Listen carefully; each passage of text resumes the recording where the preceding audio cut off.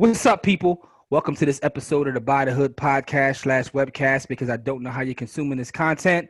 I'm your host as always. My name is Jimmy. And as we start off every show, we want to start it off with gratitude. Thank you to everyone who supports us, all of our new students at By the Hood University, those that have been buying merch, even in a pandemic, those that support the podcast. Special thanks. A lot of you know I recently lost my mother, and what was interesting to me is I had people reach out to me who said, look, I don't know you, but I listen to your podcast or watch you on YouTube and just want to send some love your way.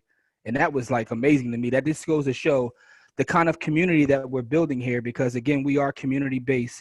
We appreciate the support in terms of our products and services, but that just helps us keep it going because everything that we do is about the community. And my brother is over hit me with Corey. What's going on, good brother? I'm on chill, man. I the same thing you saying, man. Like our community is crazy. Like, the people that we come into contact with every day. Yeah, the And love is crazy, man. So I always want to start every podcast off with sending that love back because we definitely appreciate it. We're building a nice community. We have a lot of amazing students in the By the Hood University, and just to let you know, we do have multiple courses: intro to the stock market, the analysis of the stock market, and we've partnered with Discover Your Options to teach our brothers and sisters how to trade options in the market. And we have some real estate courses coming up as well. The first one being real estate valuation and analysis. And it's not just about the course.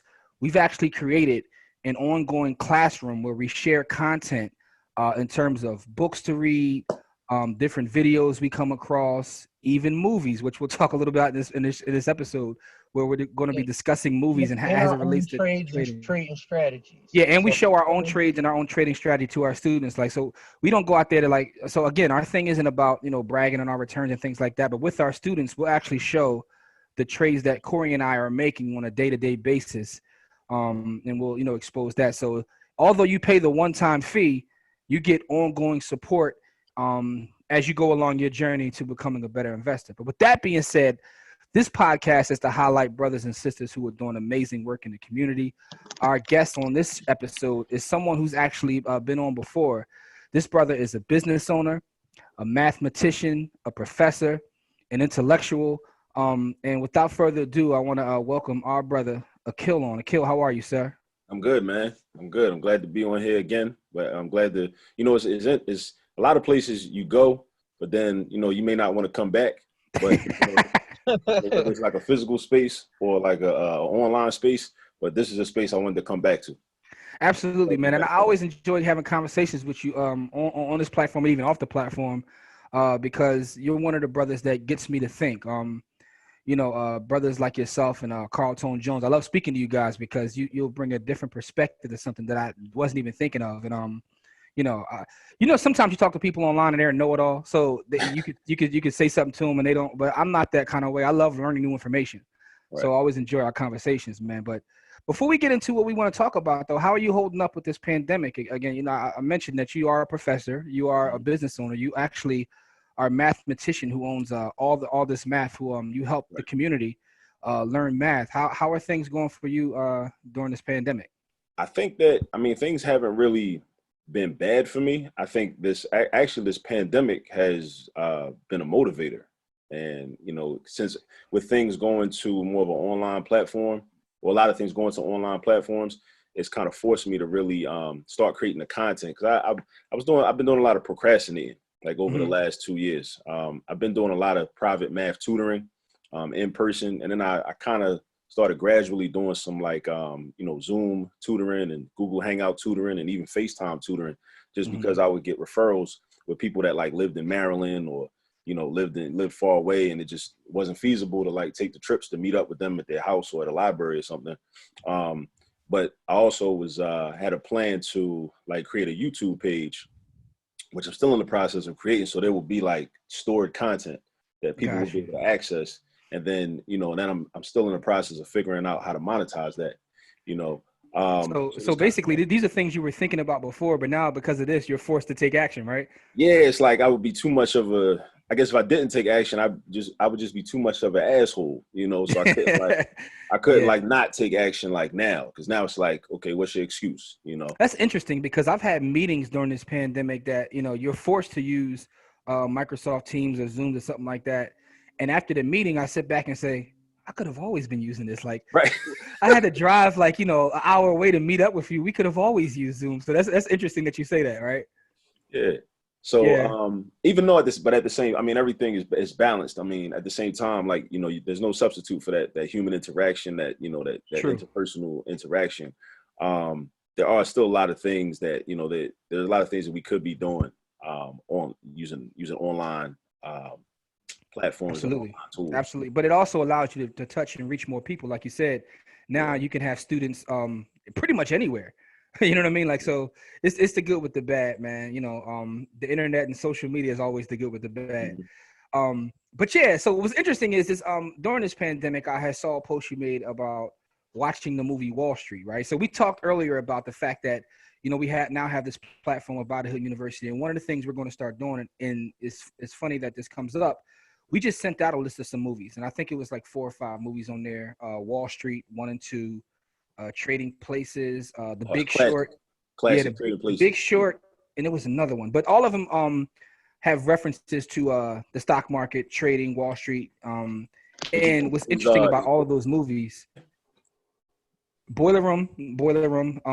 Yeah, but it was another one. It's one called Arbitrage. That's one that's underrated one. It's with Richard Gere. But anyway, so all those we share with our students, and the plan is in the future to kind of like break down and show the parts that you could actually learn from the movie. So there's drama and things that really have nothing to do with what we're teaching. But you had brought up a conversation about the movie Wall Street that we found interesting. We said we should have this conversation on our platform because, and it was your idea, but it's actually interesting, your take on, and you talking off before we got on here, you said now you have a whole other take on it. So, it's a complex movie, but you've taken a lot from the movie Wall Street. And then within the space of investing in finance, it's considered a classic movie. So, and you are the professor, so I know that it's not just as simple as that. So what do you take away when you see the movie Wall Street? What's a couple takeaways from that movie? So, well, first I would say like it's one of my favorite movies, and it has been one of my favorite movies for a long time. But I will say that over time and through my own personal development, the reason for it being one of my favorite movies has definitely changed drastically. So, when I was younger, I grew up listening to hip hop, commercial rap music, and I wanted to be rich. That whole thing. I wanted to live like the rappers without having to have sold drugs or done certain things that a lot of them talked about. So I went to college and majored in finance. I had changed my major a couple of times, and I ended up as a finance major because I figured I always liked money, and I was good at mathematics, and I looked at finance as the science of money. So I was like, okay, I can study money. And then I learned about I did an internship on Wall Street at one point. I was working for a specialist firm one summer, the summer of the year 2000, after my sophomore year. The firm was Spear, Leeds and Kellogg, which later was bought out by Goldman Sachs. It was an equity. They did equity trading, the options trading. I spent some time on the American Stock Exchange dealing with the commodities. I spent some time on the movie resonated with you back then for a whole different reason. Yeah, because I was like, I'm trying to emulate these white people. I'm trying to be be Gordon Gekko, you know what I mean? And I'm trying to like assimilate into this system as like Gordon Gekko and blackface. Like, I didn't know that's what I was thinking, but that's what I was thinking. That was inside. Years later, I'm looking at the movie now, and I'm like, kind of like how they reference Sun Tzu in the movie Art of War. One of his rules is you have to study your enemy. So, if we're talking about like independent nation building and Pan-Africanism, capitalism is a system that's utilized by our oppressors. It's utilized, I think it's been taken to its highest level by the Europeans. And this is the system that we're within. I have many critiques of it, but at the same time, it is the system that we're within. So I believe we have to understand it in order to procure food, clothing, and shelter. Absolutely. And at the same time, once I think any group, if they're able to secure enough resources, then once you secure the resources, then you can actually decide whatever type of system you want. Because it's really all about how we're going to allocate resources. Who's going to control the distribution? Who's going to control the production? Is it going to be like Kwame Ture talked all the time? Like his simple breakdown of the contrast between capitalism and socialism is either everybody's gonna have a say so in how we do this, or it's just or it's just gonna be a few people that's gonna have a say so and then tell everybody else what to do. It's interesting you say that real fast because you talk about when you accumulate enough resources, then you can determine how you. I mean, people do that within our system right now. When they accumulate enough resources, they live however they want to live because they have those resources, right? So that's happening now. Yeah, Exactly. like that's an important distinction though, is about the accumulation of resources, uh, rather than you said accumulation of resources rather than getting money, Mm-hmm. right? So that's an important distinction in what we're talking about. Even though money is the currency, and however, but the accumulation of resources, period, is an important factor and something that we need to discuss. Definitely. Yeah. Definitely, and especially when we talk about resources, like what are the resources? Like, because one of the things Malcolm X talked about in his Battle of the Bullet speech, which I was reminded of from one of these lines in the movie. Actually, one of Leo Mannheim's, the white old head from the firm that worked where Bud Fox worked. He talked about land, like, and he was talking about revolution, and like land is the basis for everything. So, because when you secure land, then you can grow crops. And then if you're growing crops, let's say you're growing cotton. If you have cotton, you can make clothes. If you have land, you can grow trees. If you're growing trees, you have wood. From the wood, you build houses, and all these other things. But it's all grounded on land. Absolutely. Elijah Muhammad talks about that in A Message to the Black Man. Like it's a whole piece about everything comes down to land. Right. And it's just what you said. So yeah. So what I was saying before we got on was looking at this movie and kind of thinking about like how I would like participate in the conversation. I kind of started thinking back to a book that I read from back in my network marketing days, back in like 2001, when I was involved with prepaid legal services. I was trying to get rich that way, and I read a book called Rich Dad Poor Dad by Robert Kiyosaki that was highly recommended by a lot of people, and I still actually recommend it to a lot of people too, because it's got some important information within it. But I thought about Bud Fox as like a person that he didn't have two dads though. He didn't have a rich dad and a poor dad. He had actually three dads within this movie. He had his biological father, working class dad,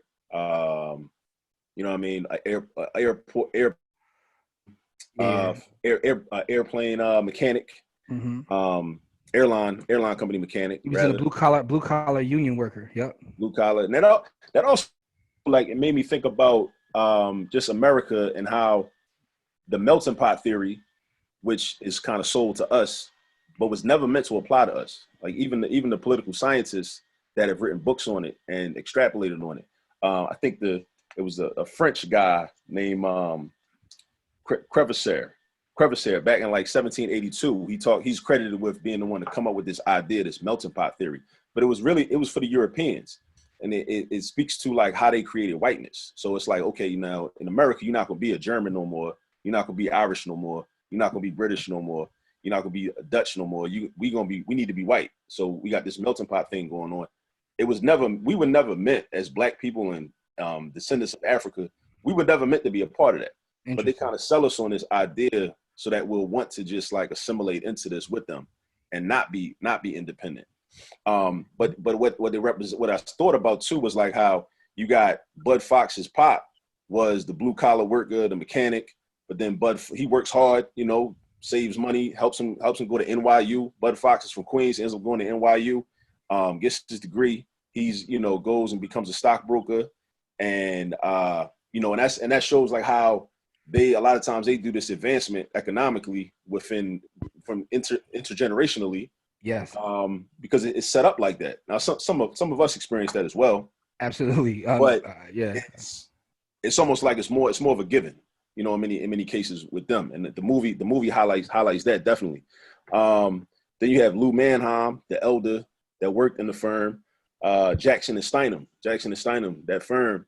You have him in the mix, just giving like sage advice like all the time and kind of trying to like check Bud and like let him know like, nah, you know what I'm saying? Like, no, you should think about this. And even at the end, like the quote he gave at the end when Bud was about to get locked up for insider trading, I'm still thinking about that quote because I really don't fully understand. I can't really fully speak intelligently about it. The one about a man looks into the abyss and he sees nothing's looking back at him. But then when he thinks about, he discovers his character when he looks into the abyss, and then when he has character that prevents him from going into the abyss. Like I have a general idea of like what he was saying, but I still need to process that more.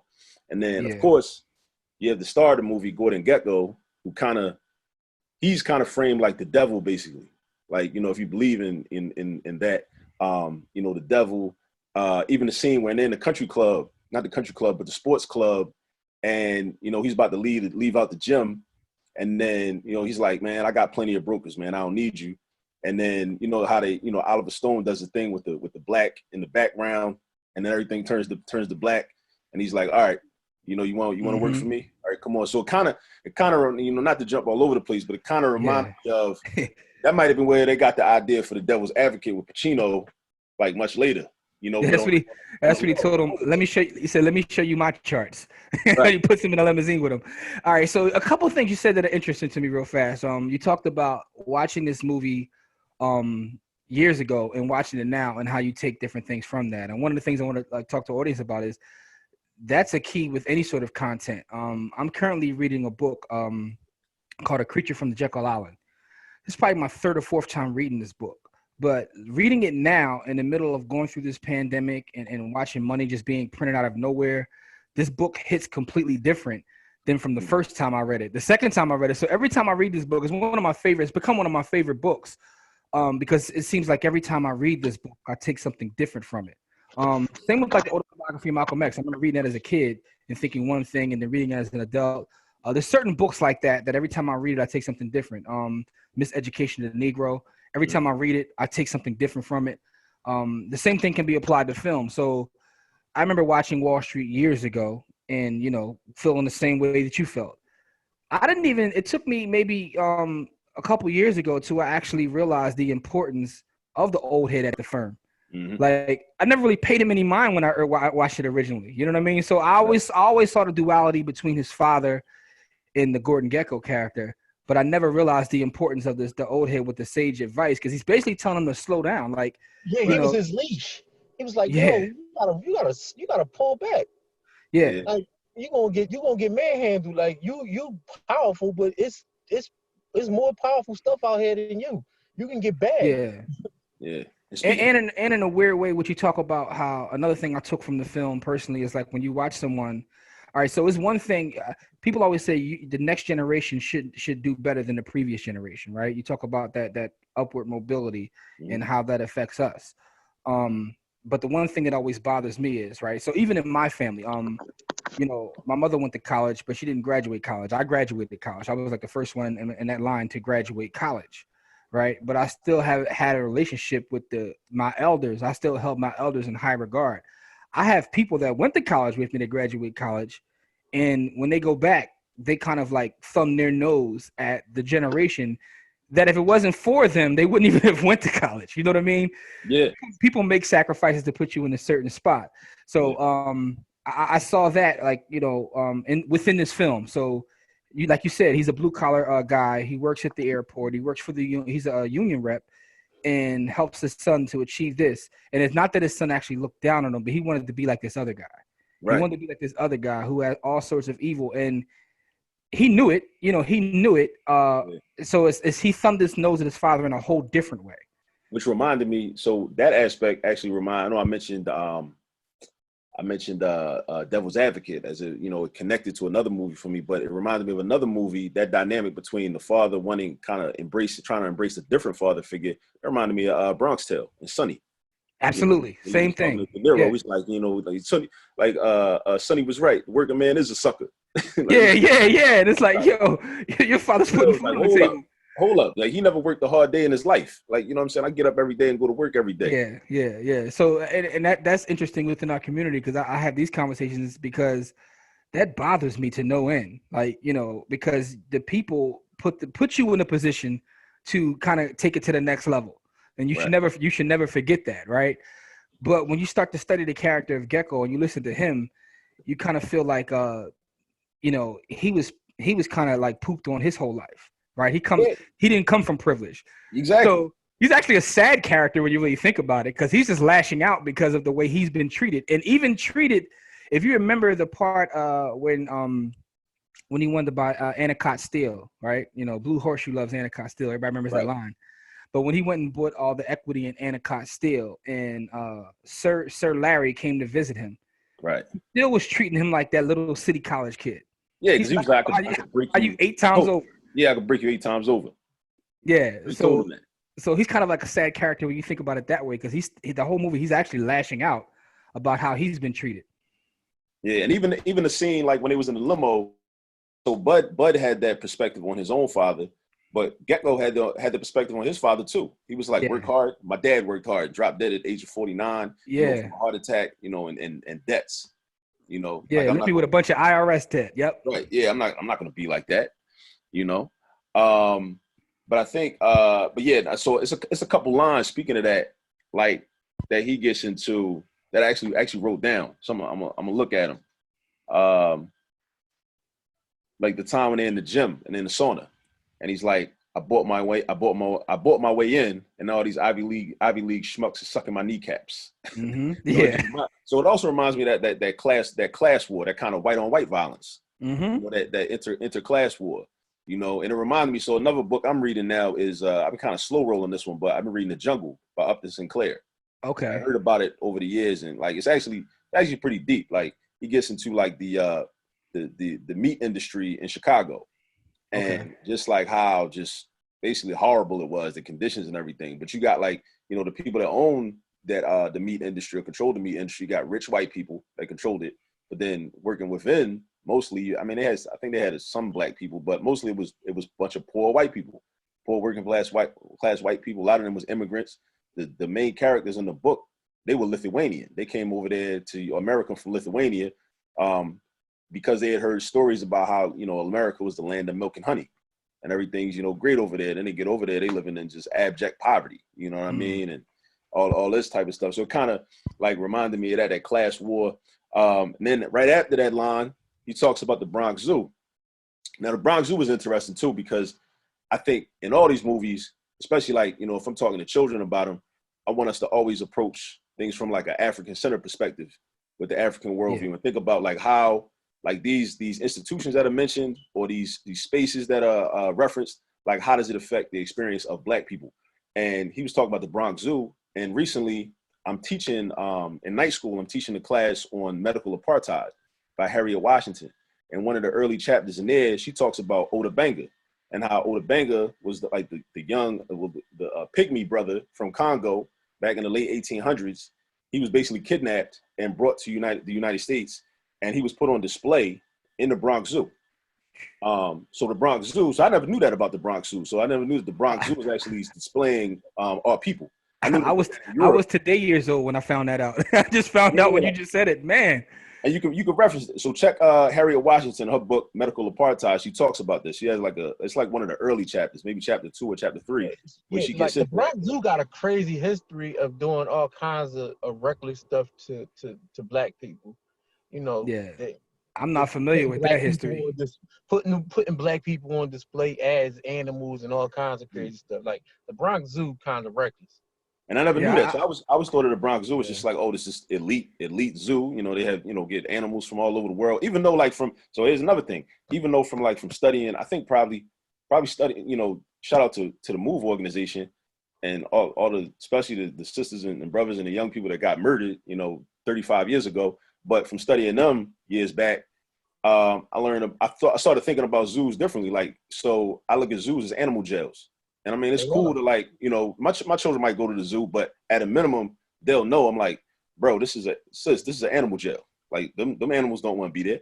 Like they're on display so that we can walk around and look at them. You know what I mean? So zoos are supposed to be for preservation of species. And then they just turned it into something totally different. They turned it into a money-making adventure. Right. And then we got to wonder well, why does that species need to be preserved? What's wrong with their natural habitat? Like what are those? Here's the question: who are we preserving them from? Yeah, that put them in zoos. That's the whole point, though. That's the whole point. They unnecessary. If we would stop wrecking the planet, they would be unnecessary.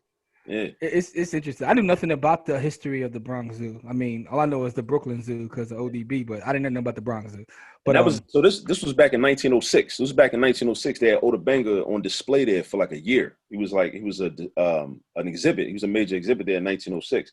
But Gecko says, it cost me $1 million. So he bought a seat on the board of the Bronx Zoo. Cost him $1 million. And but this the quotable. One of his major quotables was he says the buddy says that's the thing about wasps. They love animals. They hate people. And then, we see that a lot, even on like social media, like some of the commentary where it's like, oh, like, these white people, are so they want to support PETA, but, black people are getting shot every day by cops. And it's like, the energy is not there. Not that I expect it to be there, and I'm not concerned with it not being there, really. I'm not at that space right now. But just, he puts it out there. So that's why one of the things I was saying is that like this movie, I think, like many Hollywood movies, really kind of exposes and like lets it be known, like, yo, this is what we're dealing with. Like, it's like Jay-Z said, like you was who you was before you got here. Like, you know what I mean? So if we look at that, and it's like we pay attention to certain parts and certain aspects, and we'll be able to say, like, damn, like, yeah, they did that. And this movie came out in 1987. And then they probably were talking about that. It's the old adage. If you listen long enough, people tell you who they are. Yeah. It is so many lessons in this movie. Like, so recently watching it, I picked up on a line where the old head at the firm was telling him about, slow down, you could do good for people. He was like, the money that we make here goes for science, to build things, to help people. And Bud's like, well, I'm gonna get all this fast. Like, I'm gonna get a bunch of money and then I could do good. And he's like, you do good along the way. And, it reminded me of that Jay-Z line, like, how can I help the poor if I'm one of them, right? So this whole idea of I need to accumulate as many resources as possible and then work back, right? Not thinking about who I harm in a way of collecting those resources, right?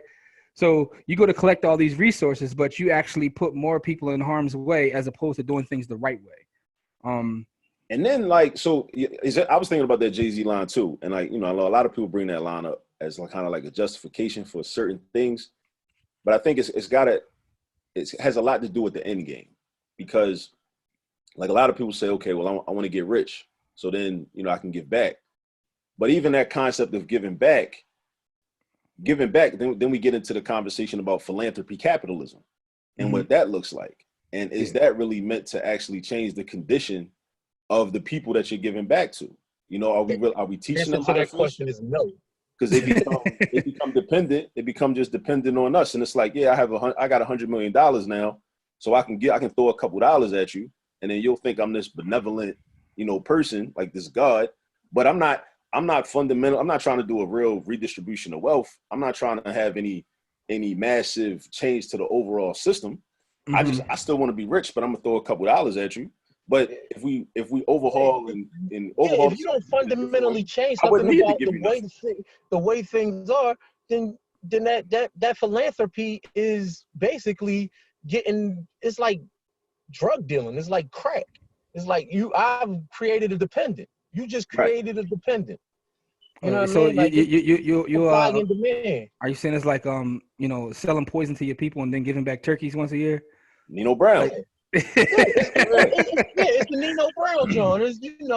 I'm gonna sell you crack 364, and on the 365th day, I'm gonna give you turkeys and dinner. Like, the reason, and I ain't one to talk because I done it all. But the thing about it is, I understand from a different perspective how philanthropy is, for the most part, trash, because it doesn't change the condition of the people that it's supposed to change. Like, it'll help individual people, but systemically, charity is trash. Well, that's why, like, to me, donations, like, and I don't want to say this to come off the wrong way. I like when people put boots on the ground and help other people, right? To me, that shows something, because to me, your time is even more valuable than your dollar, right? Because I could not care about anything you got going on and just write you a check and just keep it moving, right? Right. But like, it's funny because the point he made in the movie is you do things the right way and you help these people along the way. And he's like, no, you skip all that. He's missing the point of, while you're accumulating all these resources, you're just harming more people. You're creating more people that you have to help when you get to that point where you have the $100 million. Yeah. You know what I mean? You're creating more people that there is to help. So I thought that was an interesting line within the film as well, because this film, again, and rewatching it, where I am now, reinforces what you said. It is one of the better films made because there's so many lessons within here, not just within finance, but within life in general. Yeah. In this movie, right? So you give us some of your takeaways in terms of how it relates to society, culture, and all that. What are some other quotables that you heard in this movie that made you think on a deeper level about what you were watching? Okay, so yeah, definitely. So back to the old head, Lou Manheim. When he's first introduced to us, and he comes in, he walks by Bud and the other guy, John McGinley. I forgot his character's name, but John McGinley that played on Scrubs and all that. Yeah. He said a couple things, and that's the thing about the old head. He said a lot of random stuff, but it seemed random, but it was all relevant. Like he said, too much cheap money floating around the world. Worst mistake was letting Nixon off the gold standard.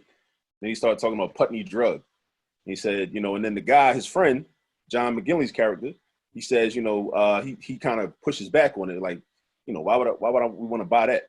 And he was like, stick to the fundamentals. That's how IBM and Hilton were built. Good things sometimes take time. So a couple things that, again, from looking at it from an African-centered approach, a couple things, he mentioned Richard Nixon. So when I think of Richard Nixon, I think about him pushing black capitalism and the way in which he pushed black capitalism in the 1970s as president. Black capitalism as a response to the Black Power movement, to say, prop up a couple people. Black power is black capitalism. Mm-hmm. So basically saying we shouldn't try to strive for like some type of independent nationhood. We shouldn't try to strive for like true ownership of our own. We should just try to get money under their system and under their control. So that was like the push. So that reminded me of that. So that was like a trigger for me with that when Nixon was mentioned. And then also, again, Malcolm X Ballad or the Bullet speech. I just want to read the specific portion of the Ballad or the Bullet speech that this reminded me. Absolutely. When Malcolm said, and this is from 1964, Ballad or the Bullet, delivered in Detroit. He said, but the political and economic philosophy of black nationalism, the economic philosophy of black nationalism shows our people the importance of setting up these little stores and developing them and expanding them into larger operations. Woolworth didn't start out big like they are today. They started out with a dime store and expanded and expanded and expanded until today they are all over the country and all over the world, and they're getting some of everybody's money.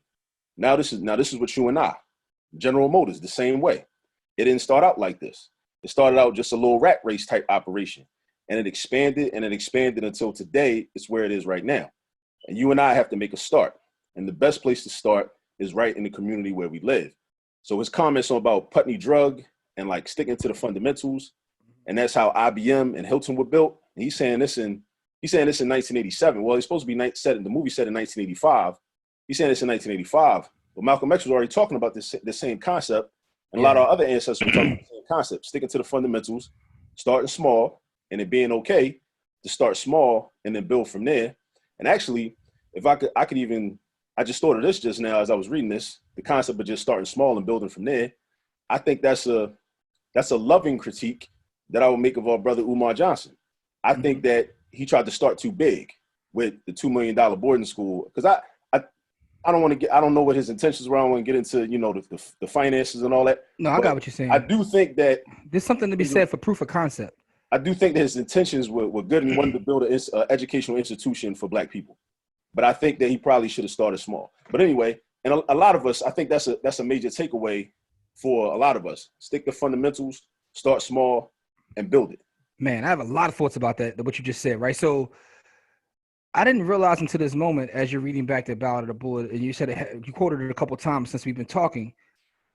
Elijah Muhammad also talks about that in A Message to a Black Man, about starting small and building your business out big, right? Mm-hmm. I never realized how much of Elijah's words were in that Ballad of the Bullet speech until like just now. It just hit me because I went back and reread that this year. Yeah. So now that just hit me there. But also the thing about starting small in IBM's history. So there's a great podcast. It's called Business Wars. And what Business Wars does is It goes over different companies' origins that are competitors, and it gives the history of how they started. So I recently listened to an episode about IBM and how they started. So when you look at IBM or Microsoft now, we see the big, the big giant corporation. Right. But he's right in that assessment. They started off small and they built and they built and they built. And I think that goes to the whole theme of this movie, where he's consistently telling Bud, even within that comment, just to slow down. He's Right. like, because what the guy says to him before then is, it's going to take a couple years for that to show any profit. Why do I want to deal with that now? And that's when he starts giving the example of IBM, whatever. He's telling him, look, this thing will work. You just have to have patience. And a lot of times we don't have patience. I mean, and especially a lot of our people don't have patience because we don't have the head start that someone else has. So instant gratification, you need instant gratification when you've never had anything. Like, yeah. if you never had nothing, the first time you can get something, you're gonna grab it. You don't have that ability to wait, because you've been waiting your whole life. You feel like, I need to get it now because I've been waiting for it my whole life. So that's another thing not having resources does to people. It makes you make mistakes because you don't have that ability to wait, because you got to take everything that comes to you because you need every resource you can get on hand. But that also goes to how things are marketed to you, right? So one of the interesting things that Brother Kill said when he came on is like listening to rap music and that aspirational rap music, right? And first of all, most of them lying anyway. I've literally met people that rap about having money and who are broke. But outside of that, if you don't know that, you don't know that. And you hear that and you think that you have to have it right away. But when you actually study the wealthy people, I think I read recently that most millionaires don't become so until I think it's like their late 50s, early 60s. The average millionaire, right? Nobody thinks like that because that's not how opulence and wealth is presented to us, right? It's not presented to us that way. If you take Warren Buffett, who most people know within the space of investment, and you look at his net worth through the years, it didn't really start to climb up to the point where he was, mentioned in that Forbes until he got into his 60s, right? Right. So they'll put the Zuckerbergs and the young guys in there, but those are outliers in the grand scheme of things. So this idea of patience and discipline is missing a lot of times, and that's not just in terms of finances, but even in community building and doing things like you said. So if you want to start a school, start small, have proof of concept, right? So if you start a school and you have, 10, 15 kids, but you have proof of concept, you're more than likely going to get more donations than trying to start out with a whole campus. Right. You know what I mean? You start out with a whole campus is one thing, but if I see already that you've established something and I can see the results of that, so even when you talk about a company just doesn't go public out of nowhere, right? Right. All right. So it's a couple lessons within which we're talking about. So when you talk about a company going public, they have to have proof of concept. Facebook started in the dorm room, but it had to get a certain number of users before it can grow and scale the way that it did. So another lesson from this is, even when you talk about institutions, whether you're talking about colleges, the Ivy Leagues, whether you're talking about companies, Microsoft, Dell, any of the big companies you want to talk about, any of the big institutions you want to talk about, they were all built by people and not a person. Right. Which goes into the idea of, powernomics, how you have to work as a unit, or even the ballot of the bullet, where you start talking about voting blocks as opposed to just I, and things becoming we. So that's a whole shift in mindset. But also there's no large scale institution that was built by one person. Right. You got to stick to the fundamentals and you got to build.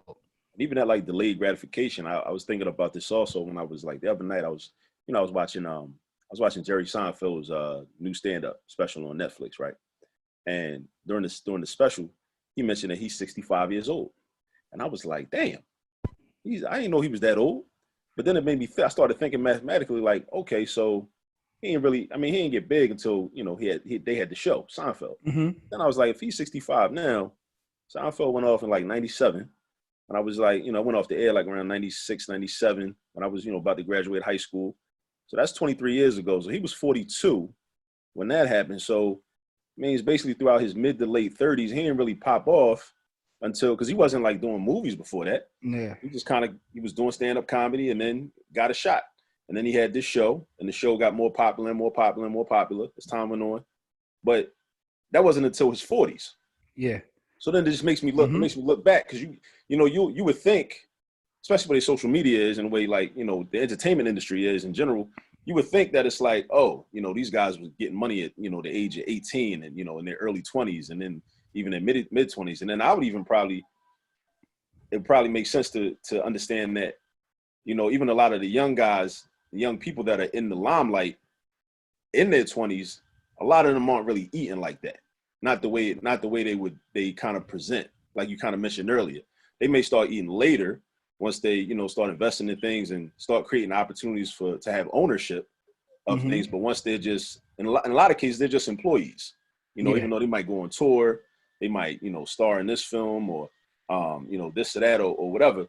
But it just made me think, like, and I think we do have to, like talk more about the young people about, in terms of instilling in them the idea of delayed gratification. And it might be just as simple, or at least one of the things we can do is just give them examples of people that, well, really, he ain't even really blow. He didn't really start, like, if money is what you want, okay, cool. But this guy, they didn't really start getting money until they were like 45. Yeah. Or they didn't really start getting money until they were like, 50 or whatever. So kind of to push back on this idea that, well, I'm 18 now, and by the time I'm 21, I need $1 million. Yeah, and shout out to my brother Rel, who has a brand called Quality Over Quantity, right? That makes me think of that, quality over quantity, because it seems like, especially in the social media age, you'll get people that pop up and they're thrown away right away. Like they're just thrown away, so they don't get that chance to build up. So let's take the music business for example, right? One of the things I recognize going through this pandemic and watching these versus battles, right, is that there are people who have never been like the biggest star. They haven't reached like pop levels, stardom, but they built catalogs up over time where right now, where you can't buy into all the hype that's sold to you. Like people are enjoying the quality as opposed to the quantity, because now it seems like they're just, somebody's hot today and they're going tomorrow and they put somebody else in that place. All these different Lils and Youngs, they just bring a new Young or a new Lil in. Like, right. Give them a couple hits and then throw them away, right? You can't really build anything sustainable with that. And you watch these people, like a Babyface or a Teddy Riley, who just like over the time. Like, one of the things was interesting is some of that stuff was like, especially Babyface from the 70s on to like the 2010s, like over a long period of time, like just building quality. He OG. But that goes to the same thing we're talking about with Wall Street. I know, like, how the hell did you make that parallel? But no, think about it. He's talking about doing the IBMs, the Hiltons, right? Where it may have taken a long period of time to get there, but once you get there, you've had so much quality, right? You've built up quantity through quality. So you built like quality, but you do it on the slow paces. And when you talk about investing, we always talk to our students about think about the long term. Sometimes you may start investing right now. We may have a student that starts investing right now. And what they don't recognize is what they're doing is not even for them. It's for their kids. Right. Right. They may think never outside your lifespan. You got like when you're investing, it's not about your lifespan. You can make money for you and it can be good right now, but really your investing is so that your kids and their kids and generations on down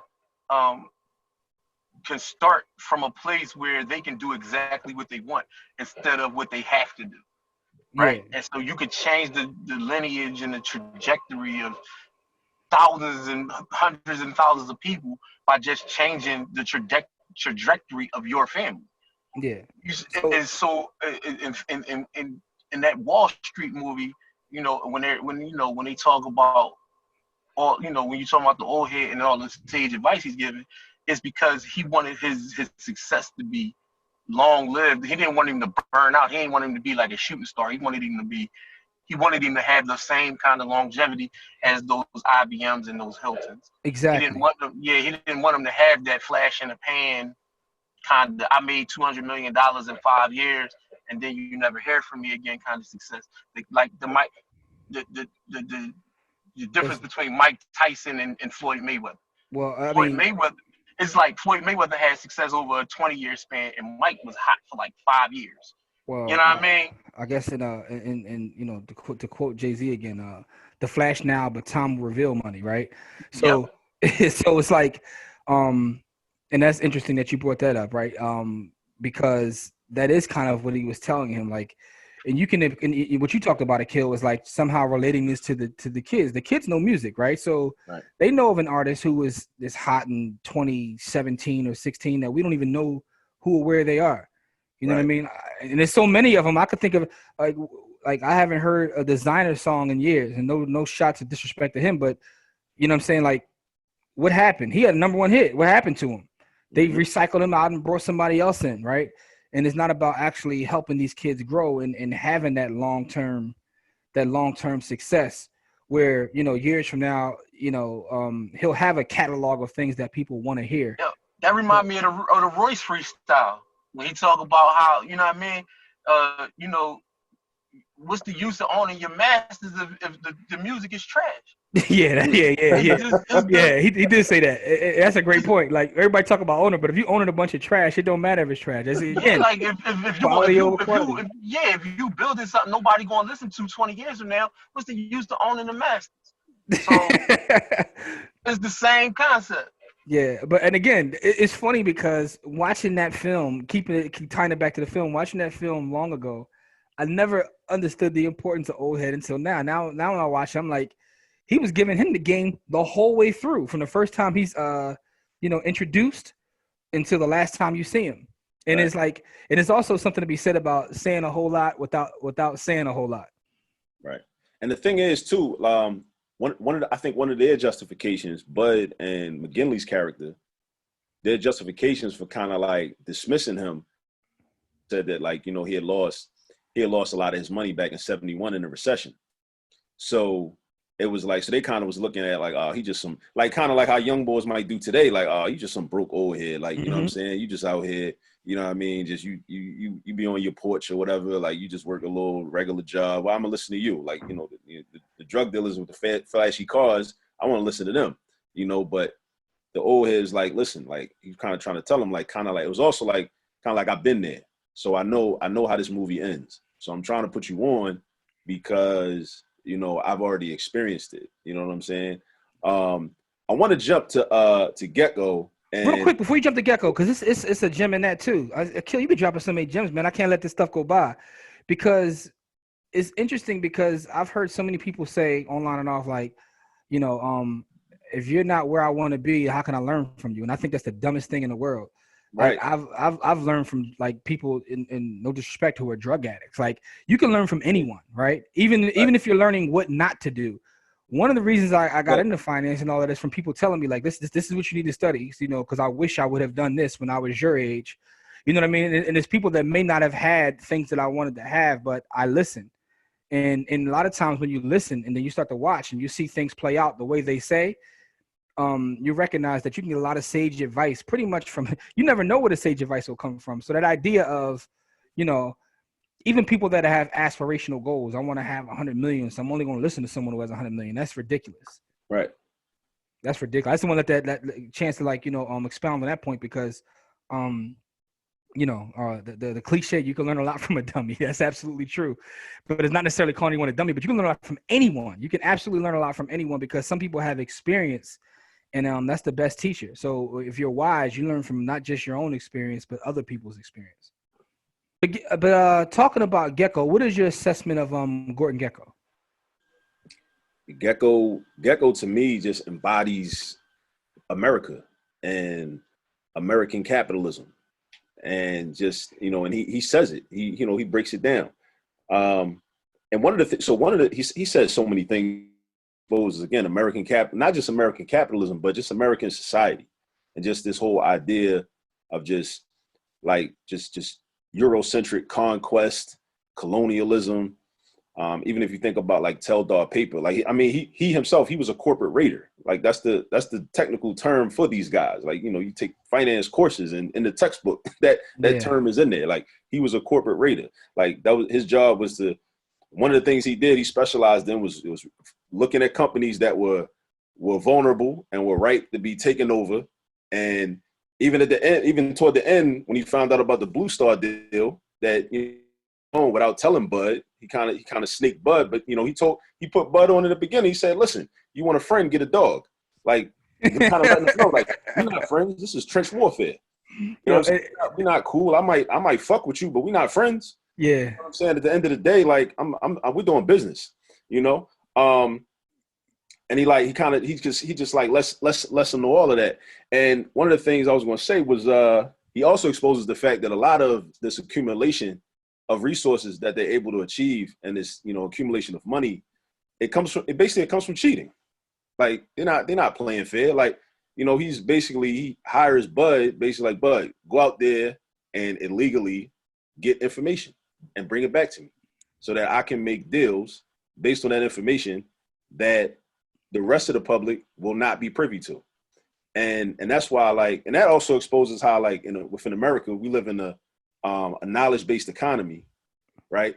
And so, like, why capitalism, we have to understand that even as we participate in it, we have to understand that it's rigged and it's not a fair system.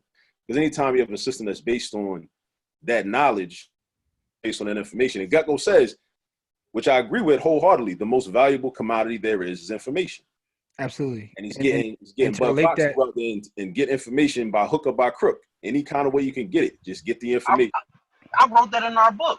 Yeah. In our book, like the most important commodity is information is the new oil. Like, yeah, it's data. Data to bring it into today's terms is data. Data is oil. Right. Yeah, it's data. Data is the new oil. Like the biggest companies in the world are no longer oil companies. They're data companies. Right. So, like, Facebook is a data company.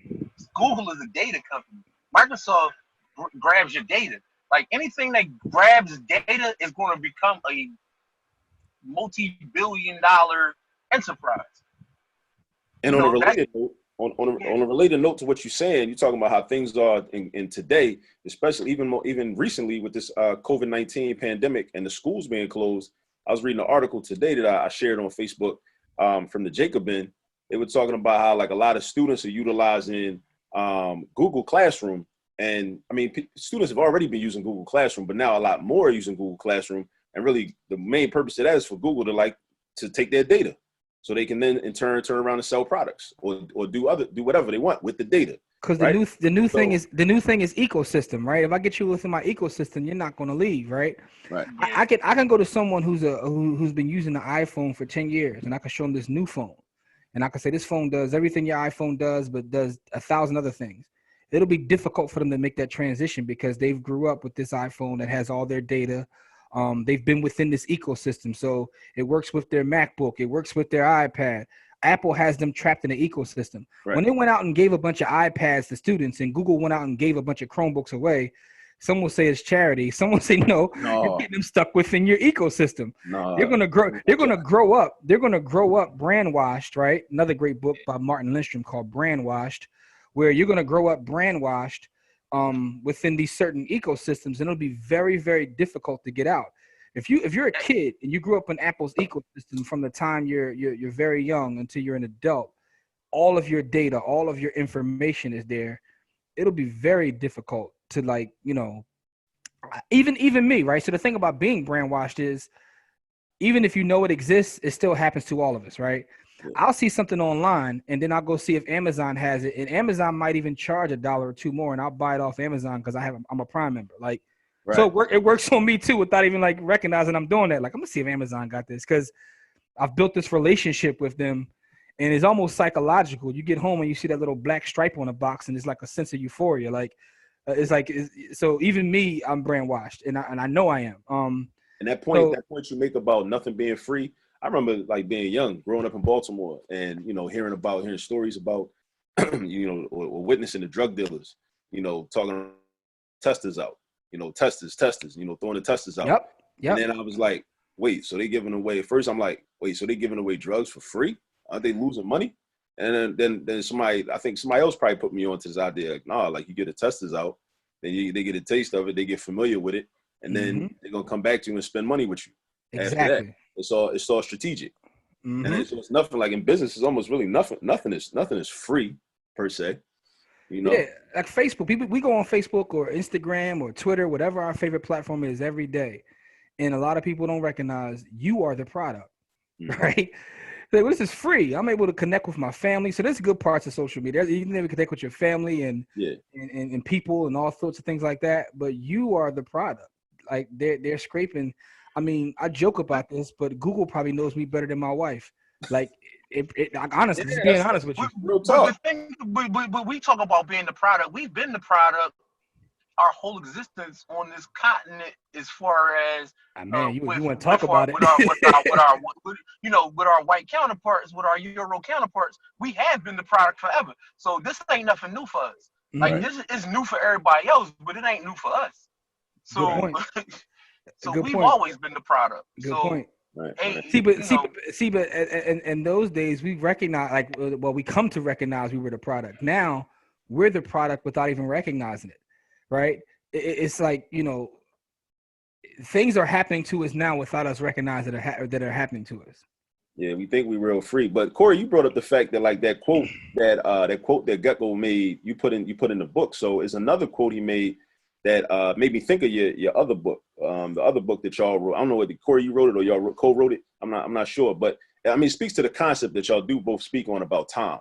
On your time and space, so yeah. It's about the limo ride. The limo ride when he finally decides, and kind of Bud is having this moral dilemma about, and he said he shows his naivete, and he tells him about his real estate deal. He's like, see that building right there?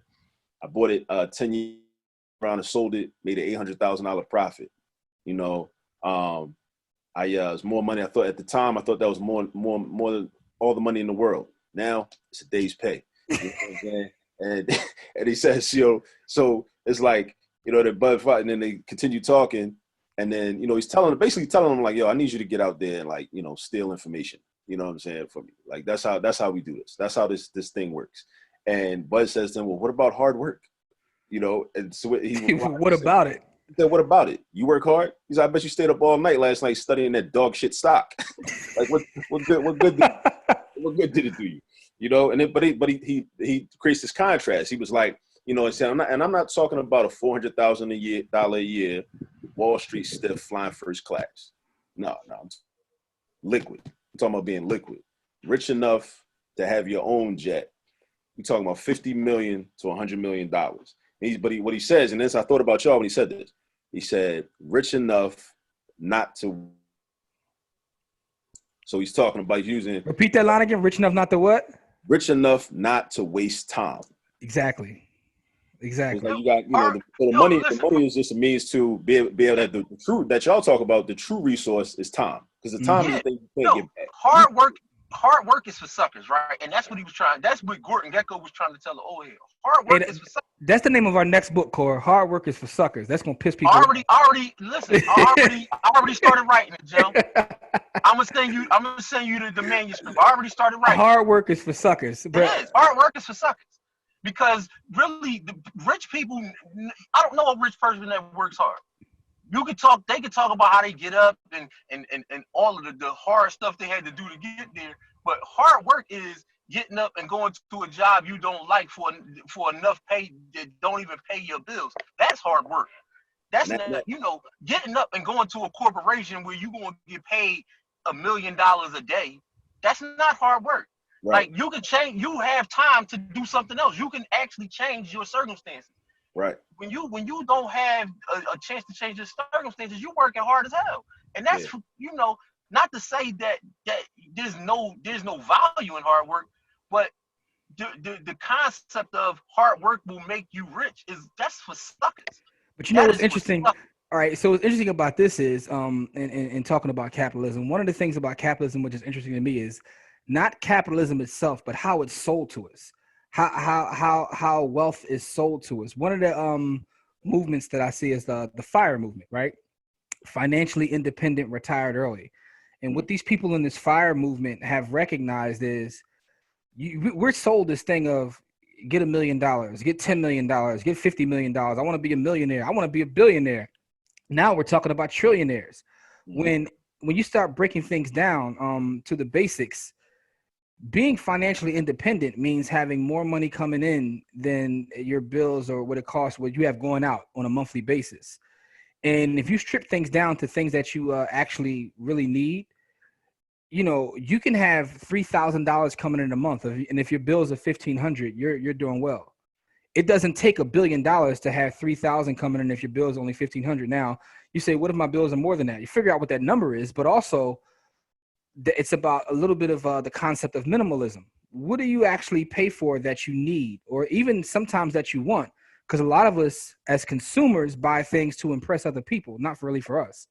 Right. But financially independent means that I may save a couple $100,000 and I might be able to walk away from my job just because I have more money coming in than it's going out. That's actual financial independence.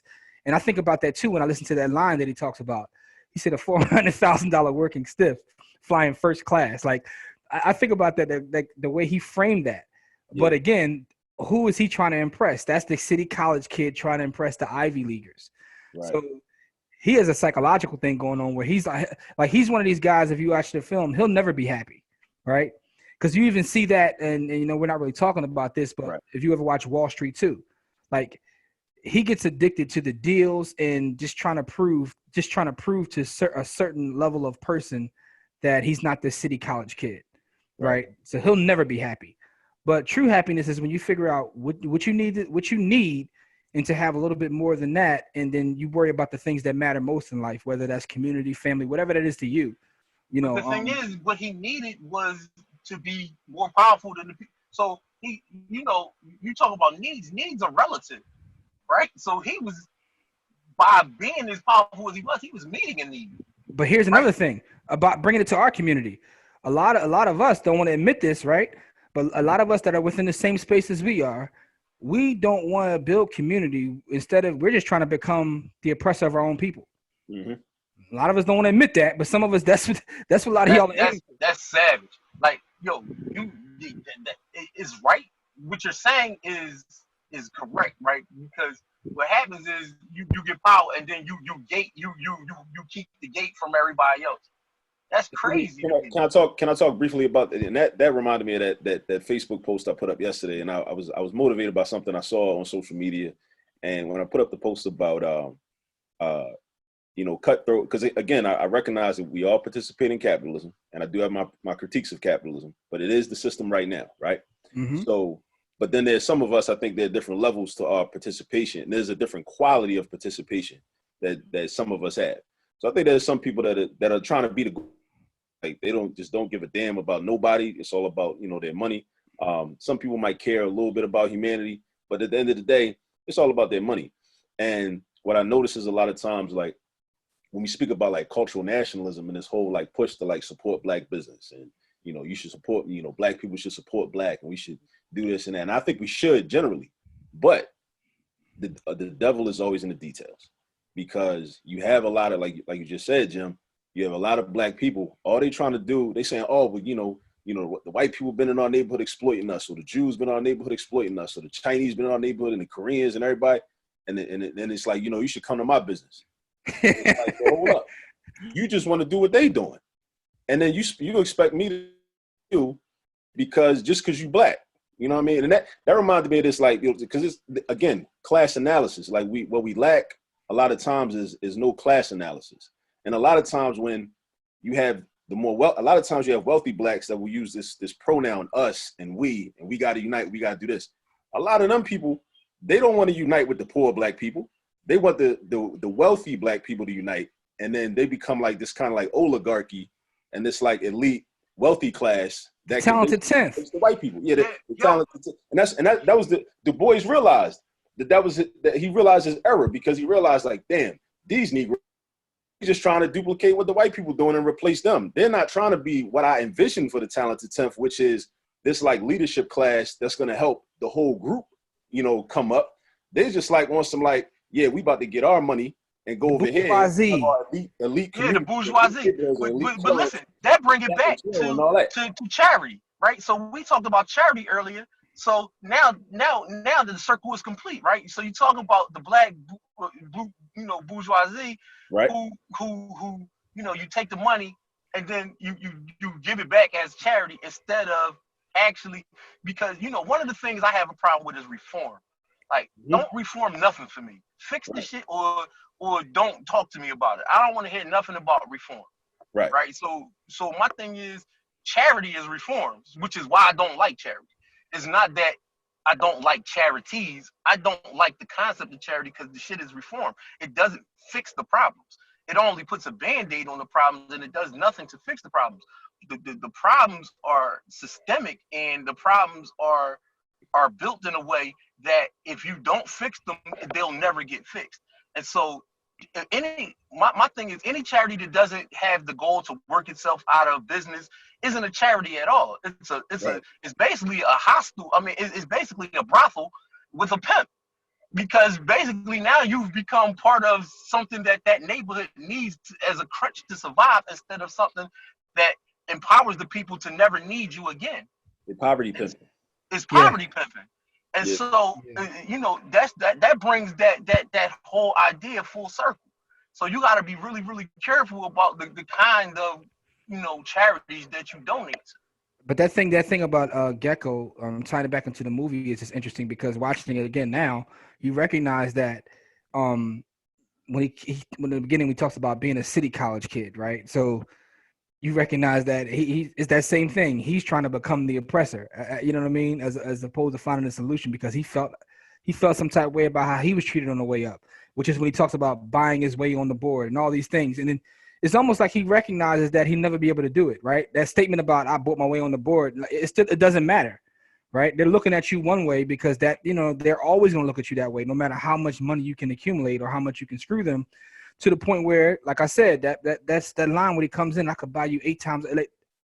Everything that he accomplished at that point didn't matter. They still looked at him as being that city college kid, right?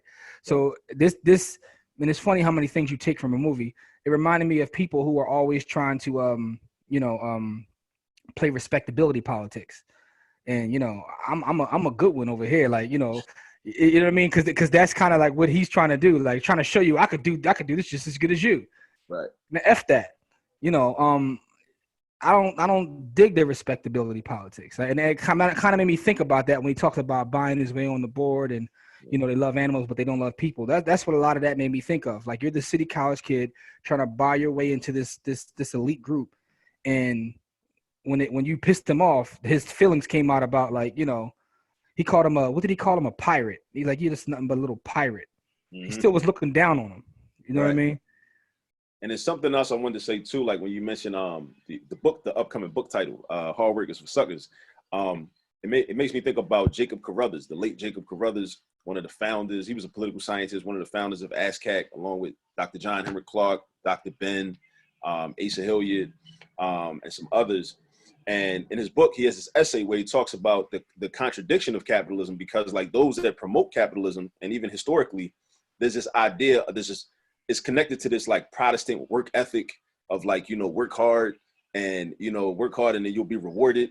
But yet actually at the same time, they devalue people, those that are winning within capitalism, those that are the elites, they devalue people that actually work hard. Because it's like, oh, you out here getting your hands dirty? Like you really working? Like, oh, you're beneath me. You know, so it's like on the one hand, they'll sell us this idea of work hard, Protestant work ethic and all that. And that's how you become wealthy. And they make that the goal for you to become wealthy. That's like the carrot they hang out in front of us. But at the same time, those that are wealthy, they're like, nah, like we don't actually work hard. Like if you're working hard, you're doing something wrong. You know?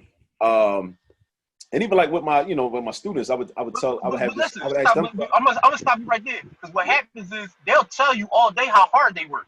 Mm-hmm. That's the thing. They sell you that dream of how hard they work. They get the money and then tell you how hard they work to get it, which is foolishness. The thing that gets people, every business is built on leverage. People have problems and you're able to solve those problems. That's what businesses do. Businesses solve problems.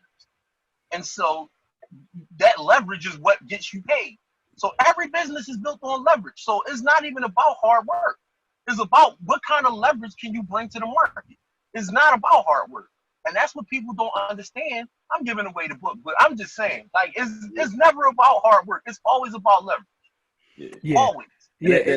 Even that concept of hard work is all relative to the situation. Like I would tell students, and because they would talk, we would have conversations about their favorite commercial rappers, and they would say and I would be critical of the rappers, and then they would come to their defense, and when they would say things like, but he works so hard or she works so hard, and then I'd be like, bro, think about this.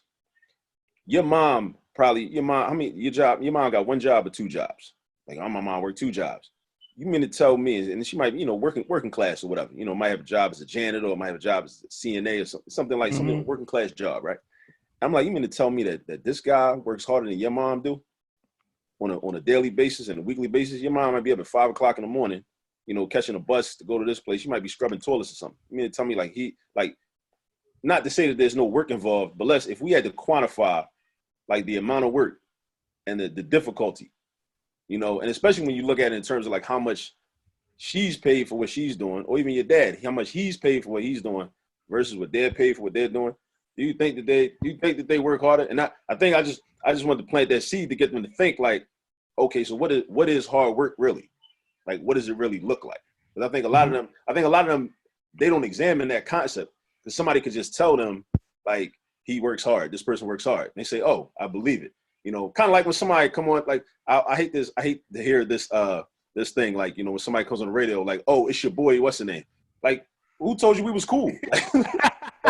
That's like subliminal suggestion. You try to tell me that we cool. Like, no, I don't, how you know I like you?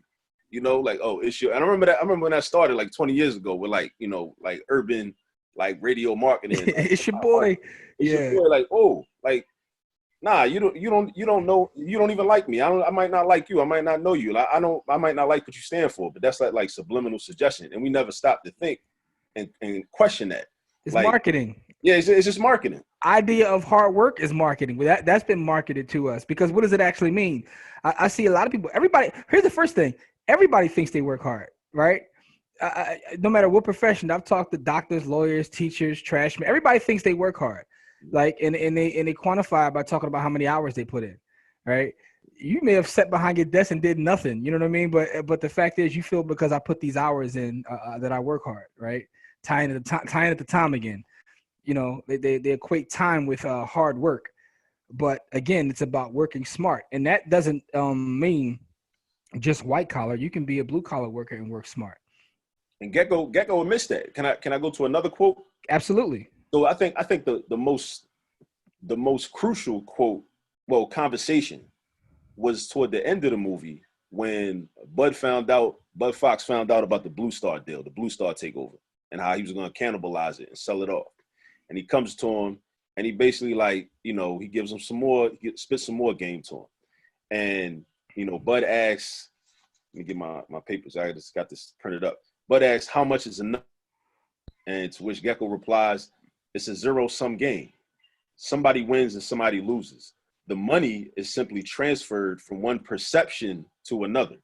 So right there, just putting it out there, like, yo, the money's not even real, which again reminded me of another movie, the movie Blow with Johnny Depp and Ray Liotta, because his pop was trying to tell him, like, yo, his pop tried to tell him to slow down too. Like, you out here getting all this money, I know what you're doing, but the money's not real, man. Like, you know what I mean? You need to chill. The money that you're making it's not real. None of this is real, right? So Gecko is basically admitting that it's transferred from one perception to another. He talks, and then he gives him the example. He says, look at this painting. I bought this painting for $60,000. Today I could sell it for $600. The illusion has become real, and the realer it gets, the more desperately people want it. He says capitalism at its finest. He says the richest 1% owns half of the wealth. He's saying this back in 80. This movie came out in 87. Yeah. Then 1/3 is hard work. The other 2/3 is inheritance, interest on interest accumulating to widows and idiot sons. And what I do, stock and real estate speculation. It's bullshit. This is what Gecko said. Gecko says it like, yo, it's bullshit.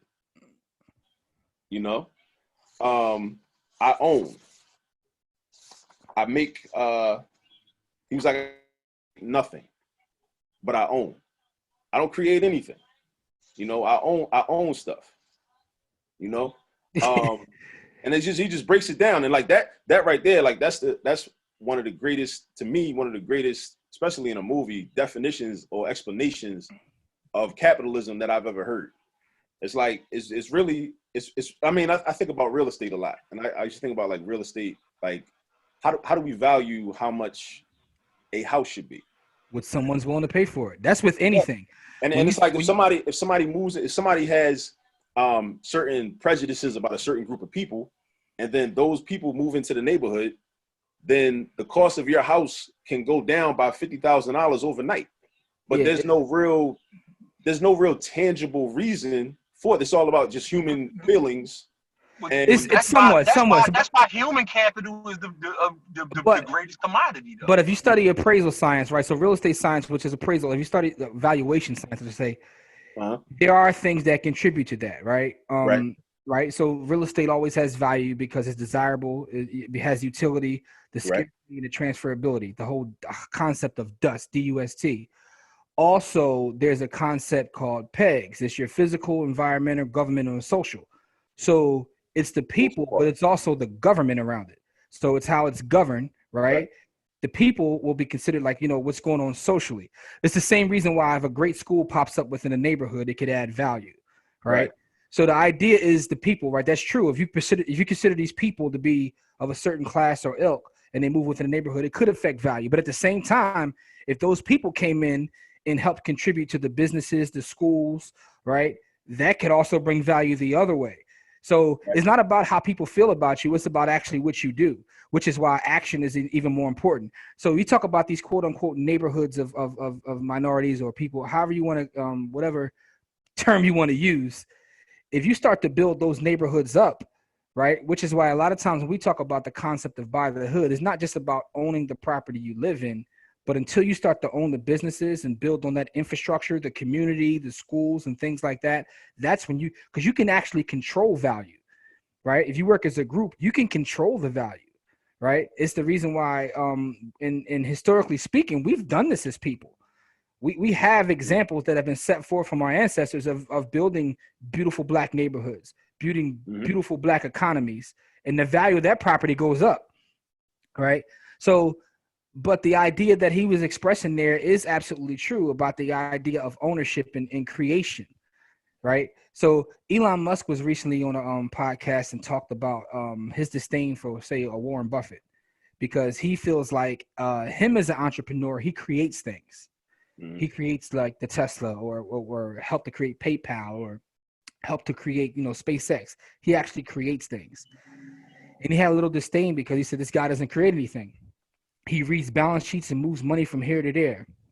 And it's a little truth in that, right? One of the things that Corey and I teach when we go in the community is understanding how a bank works. Because when you think about what a bank does, the bank may take your money, Kill, and loan it to me, charge me 10% and then pay you back 1%. Exactly. Right? In fact, break it down even further, if I'm a shareholder in Wells Fargo, they're going to pay me out like 4 or 5% in the form of a dividend, meaning that I'm paying my investors more than the people that are actually giving me the money to create these products. It's about ownership. Those that own the bank make more than those that give the bank the actual capital to exist in the first place, which is absolutely insane when you think about it, right?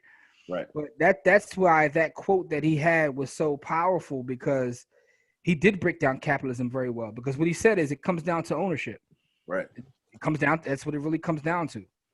He said, I own. And then think about him is like, he's so, he's unapologetic, but it's part of my printout got cut off, but let me go on. It's a couple more things he said. He said, I own. He said, I create nothing. I own. And he said, but Bud, you're not naive enough to think we're living in a democracy.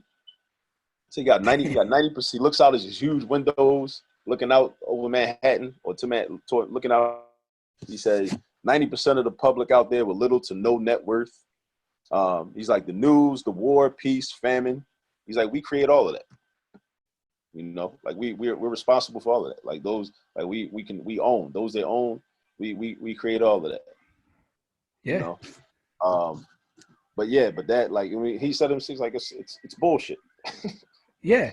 An illusion. Illusion becomes real. Like when the illusion becomes real, like I bought this paint for $60,000, now I could sell it for $600. Man, you ever see somebody that like will tell a lie and they say it so much that they start to believe it, right? And in their head they actually believe it, but they're lying, but they actually believe it. So, man, listen, if you tell something so long and so much, that becomes reality. What is reality, right? and that's the idea. That's the Donald Trump move though. He'll just repeat a lie until it becomes the truth. Yo, That's something to his be move. said about that. I mean, something to be said about that. I mean, human psychology is interesting. That's a study into itself. But To be honest, you know, Donald's, I ain't gonna get into the politics of that, but he's not really, his move is that's his move. yeah, that's his go-to move. That's his Ric Flair figure four. I get that. Yeah. Yeah, but tying it back to what Kill said about that quote, that is very powerful, man. That's a powerful quote. I might go rip that just to post that piece on our social media because he broke it down to him. And it's also interesting about that part of the movie, right? Where, and this again, like we're talking about the movie Wall Street and the different lessons that we learned from Wall Street and the whole idea of Bud Fox. Bud Fox was okay tearing apart companies and selling everything until it hit him personally, right? And tying this back to our community, a lot of times we're okay when we see things happen until it hits us close to home, right? Yeah. When he should have been, he should have recognized that this is wrong from the get go. Like you're doing this to other people's families, Right. whether we're talking about like tell our paper, you know what I mean?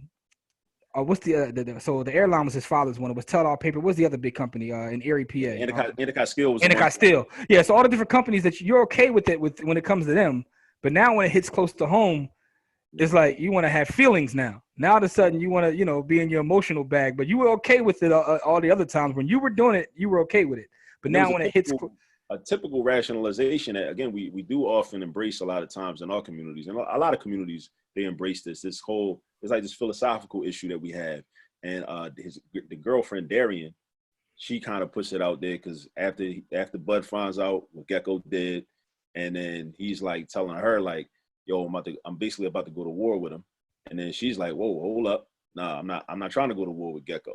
Like she's like, I know who butters my bread. Gecko butters my bread, so I choose being able to have his support over this relationship and over you. Like you cool, but he was like, I don't want to get by. I don't want that. I've been struggling my whole life. I don't want to get by my whole life. I need Gecko's support. But what she says to him is, and this is something that made me think of this old Onyx Sticky Fingers line. And Sticky Fingers is like, he's like, he's basically talking about drug dealing. He's like, they got to get it from somebody. Might as well be me, which is like that rationalization that I guess that's to assuage like maybe some whatever personal guilt. But Darian says if Gordon doesn't buy Blue Star, someone else will, and who's to say they won't do the same thing? So it's like trying to tell Bud like, yo, you might as well just let him do it, because if he don't do it, somebody else going to do it. She said we might as well get paid. And I think that's a question that we all have to deal with, because that we probably have all been in this situation. I know I've been in this situation where you're confronted with something, an opportunity to do something, within your own mind, in your heart of hearts, it might not be the appropriate thing to do or the right thing to do. And then you start to naturally do your cost benefit analysis. You do your pros and cons list. And you say, well, one of the reasons that I could do it is because, well, if I don't do it, somebody else is going to do it. So it's not like it's not going to get done. It's not like if I don't do this thing is just not going to happen. So then you say, well, shit, might as well be me. You know what I'm saying? And I'm going to get paid while I do it. I'm basically, then you start looking at it like I'm just leaving money on the table, So, but I think, and again, I think in terms of like talking to youth, this is something I need to think about more in terms of like having these conversations with my own children and with other youth, is like, how do we address that? Because I think it is, it's logical. It's logical in results. Like what's the end result? What's the outcome? Like whether I'm the person that's pulling the trigger or somebody else is pulling the trigger, that person's still dead, right? But again, using the logic from the old head at the firm, it's about the long game. Uh-huh. You're going to make your money today, but what is it going to do for you in the long run? Right. Like, what do you like? So it's about again thinking long term. It's about thinking IBM and Hilton, to use the analogy of the movie, and not just trying to get this flash in the pan right now. So when you look at who people revere, whether that's in our community or just overall, whether it's capitalism, whether it's the arts, it's people that have built things that kind of outlive them. So it's not about being a flash in the pan. It's about building something. So even when it comes down to you as a person, right? You pull that trigger, you're like, okay, someone's going to pull the trigger, but what's it going to do from you 10, 20 years from now? Right. You got to live with that. You know what I mean? You got to live with that.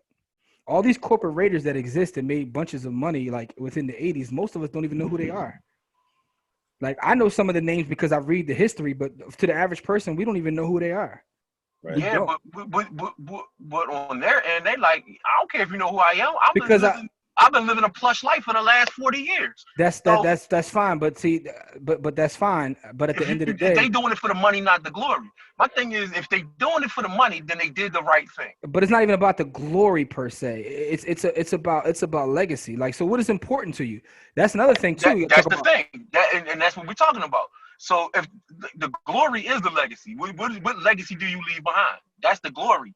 Right? And they're not doing it for the glory. They're doing it for the money.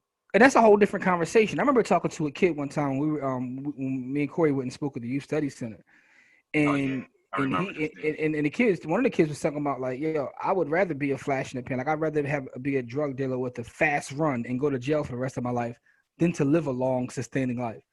And it's like, I always think about like, what do you tell someone like that? Yeah, like where you know what the consequences are, but I would rather have that because I want my name to ring bells in this small little sector of the world within these streets. I want to be remembered in these streets because they don't have the perspective. They don't have a global perspective, right? Within our community, some of the people we revere, they weren't the wealthiest. All of us love Malcolm. Malcolm ain't had no bread, right? Yeah, he died broke. So what I'm saying is like, what is it really about? What do you value? So Corey, to your point, you're saying if they only value the money, then they made the right move. If that's what they value, then they made the right move for their, But their you always talk about thinking past your lifespan. Yo, listen, right? I wouldn't make that move. I'm not saying that that's the right move in totality. I'm saying for them, if they're not thinking past their lifespan and all they can see is the day in front of them, then you got to go get the money because that's the right choice for that right situation.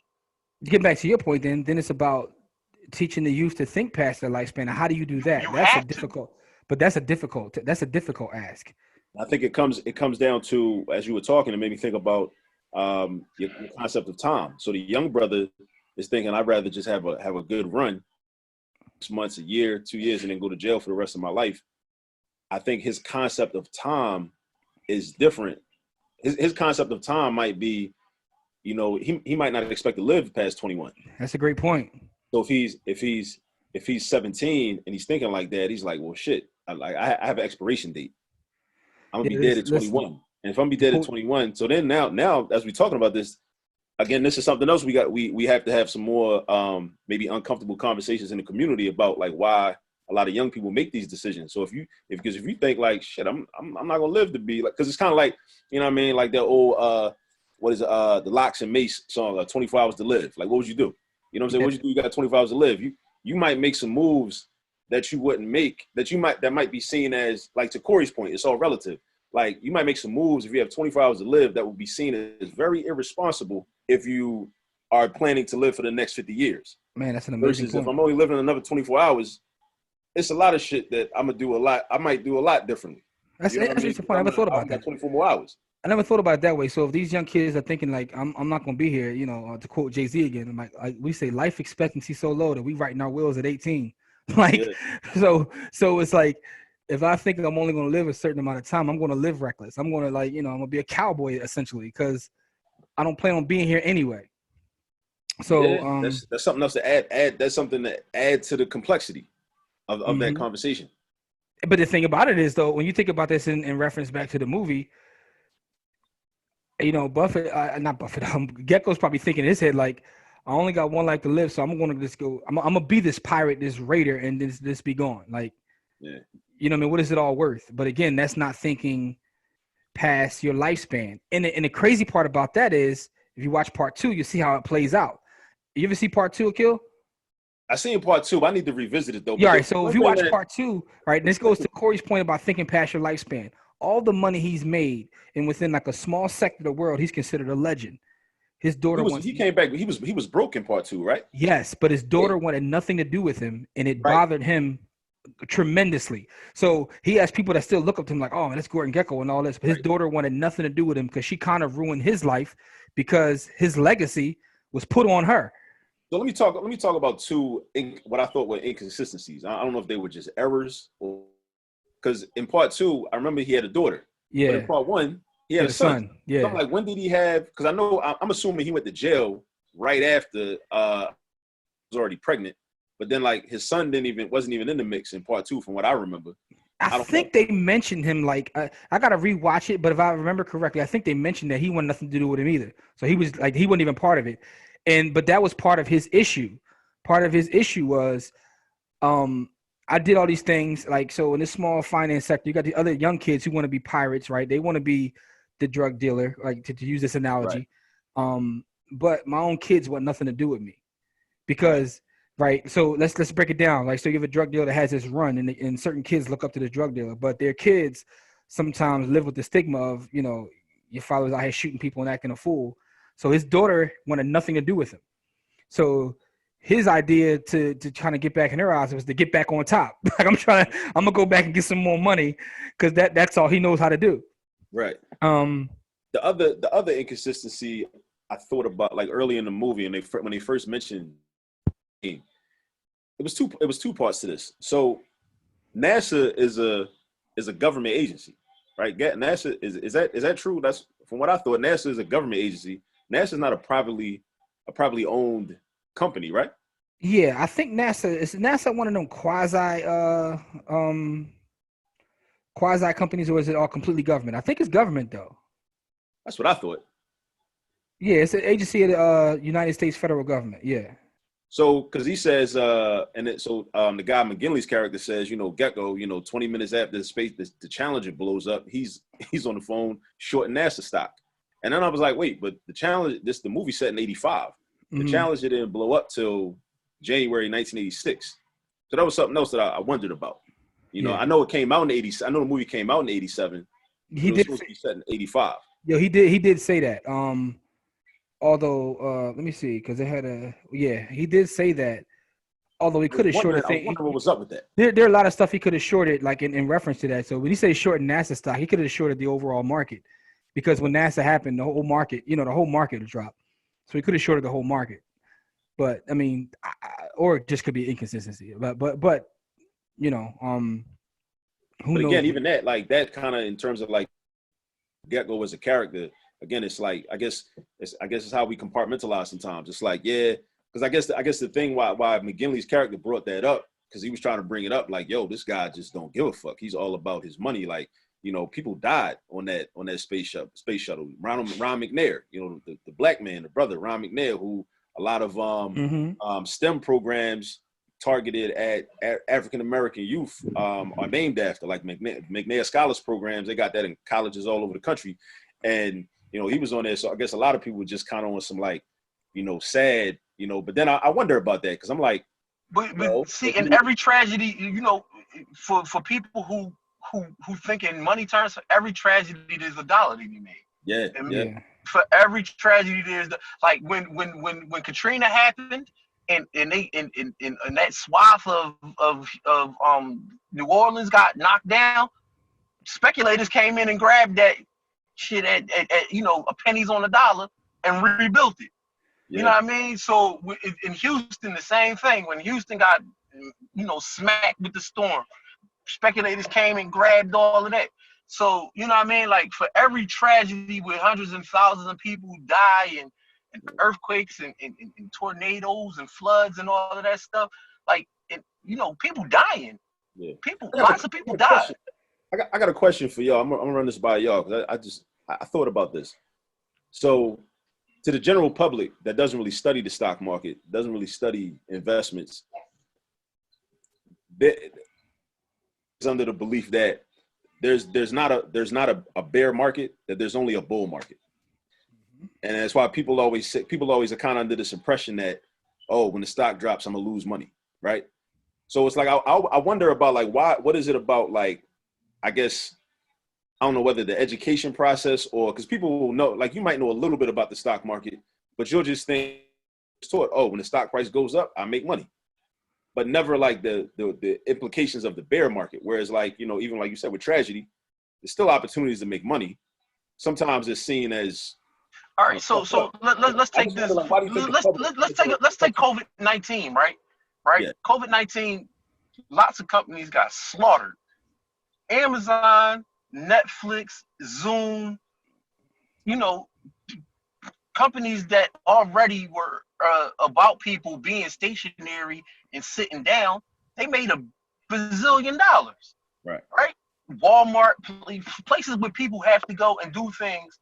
Clorox made a stupid killing and will continue to because of this COVID thing. So there's lots of companies that ate like a fat rat during this downturn for the most of the companies. Microsoft, Amazon, Netflix, you know, Walmart. I'll take it a step further, Kill. And it's going to sound like, you know, but here's the bottom line.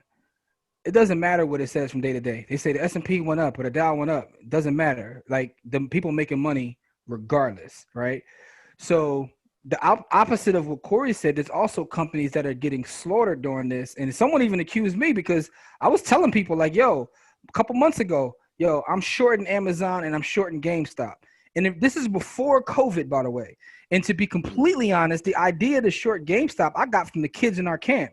Now, these are 5 to 12-year-olds telling me, like, I don't go to GameStop no more. I just download stuff digitally. Like, who goes to GameStop? Da, da, da.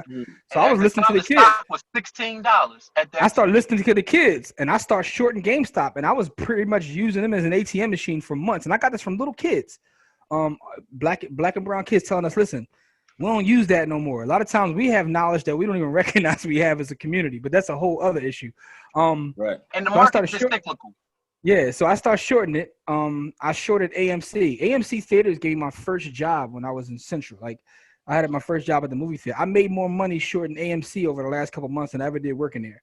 And the fact of the matter is, someone told me they kind of hit me like, people are going to lose jobs and this, that, and the third, and you're making money. And I, you know, part of me, not going to lie, I kind of use my sticky fingers logic. I'm gonna start using that from now on. Since you said that, I use my sticky fingers logic to kind of justify it. But then on the flip side, I was thinking like, these are terribly run businesses.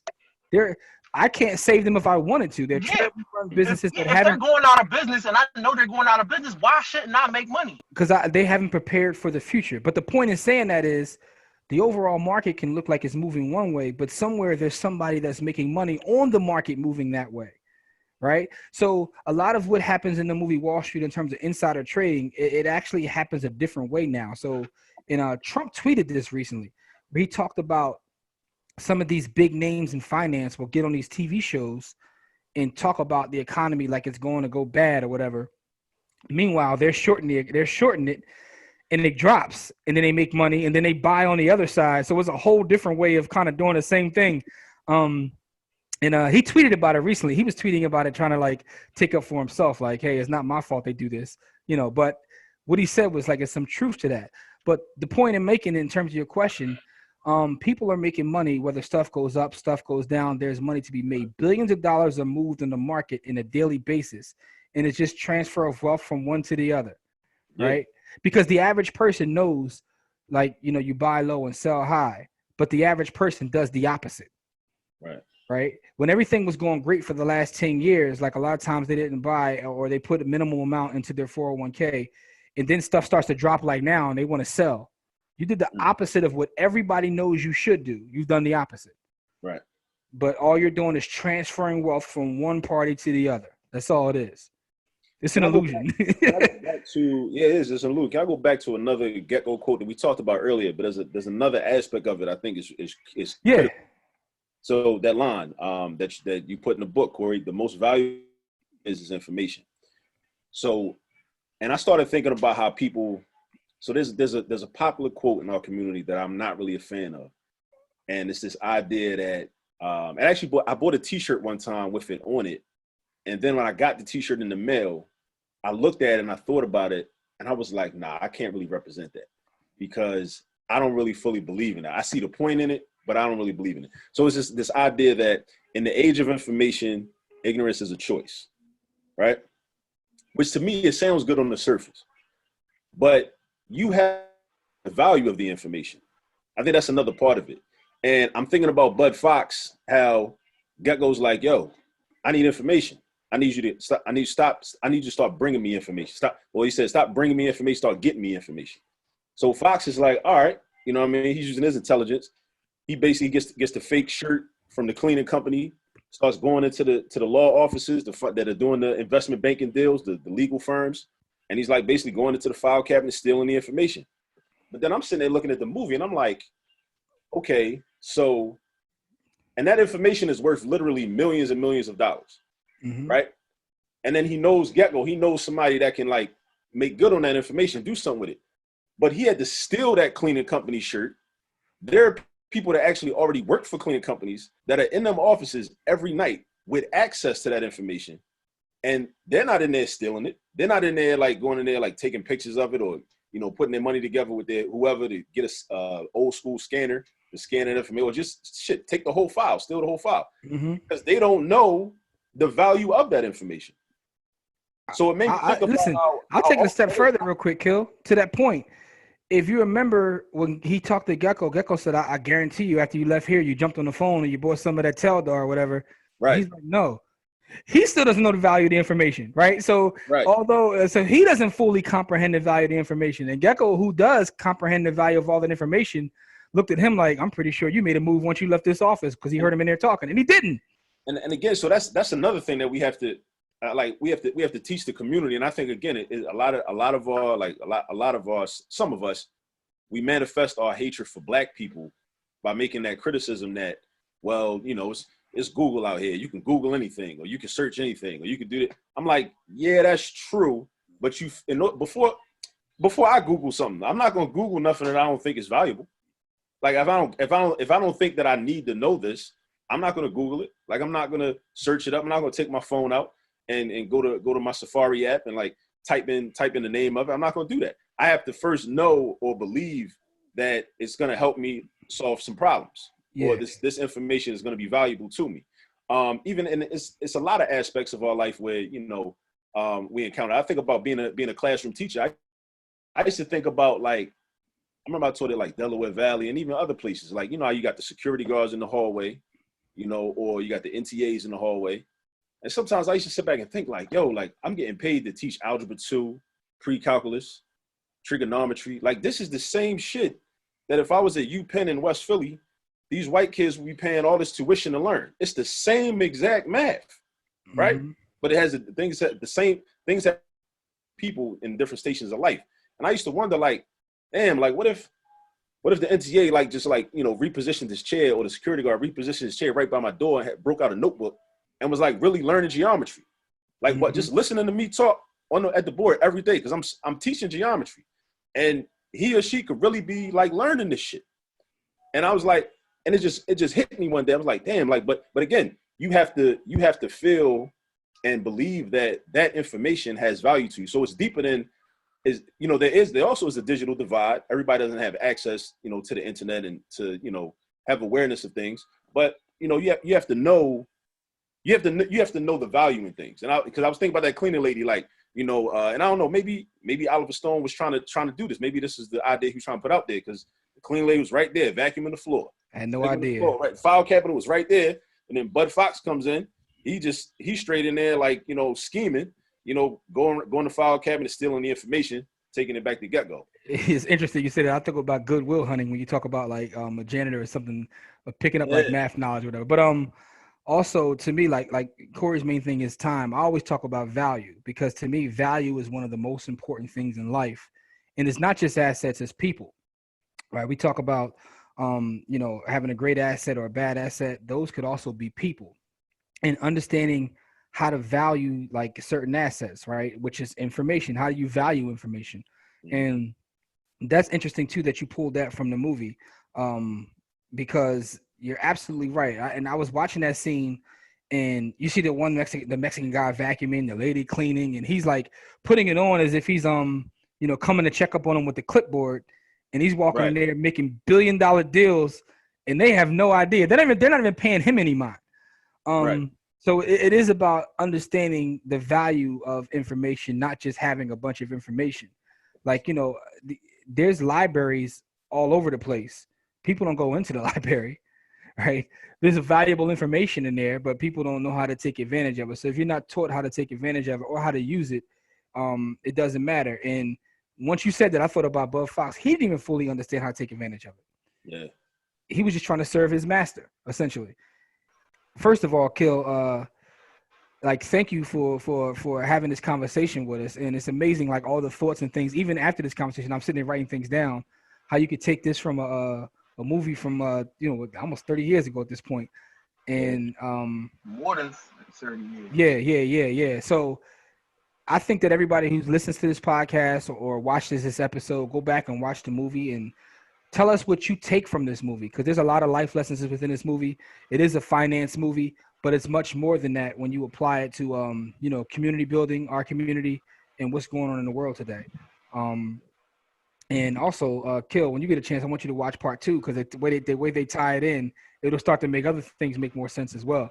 I gotta revisit that. I gotta revisit. I it was on cable one time, and I watched it like one time, but I definitely want to revisit it.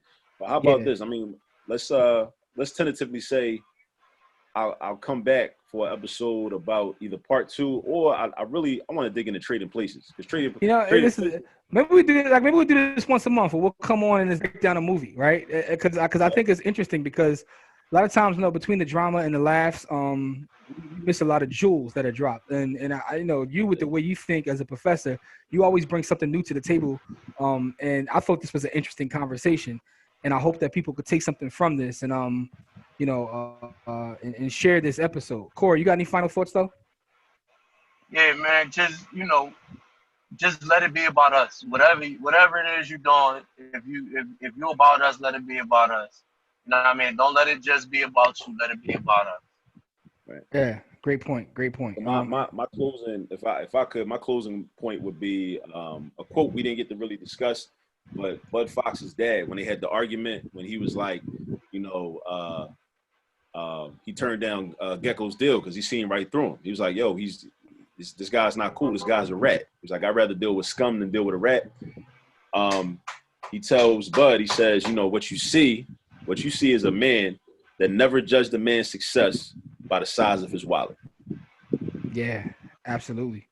His father said something. That's something we gotta teach the youth, and we gotta be explicit with that, because there's so much media and so much propaganda out there, even from our era, when we were youth, pushing this whole idea that that's how you measure success. Like, you got basically a whole generation of rappers now saying, like, if you're not rich, don't talk to me. If you're not rich, I don't want I'll shit from you.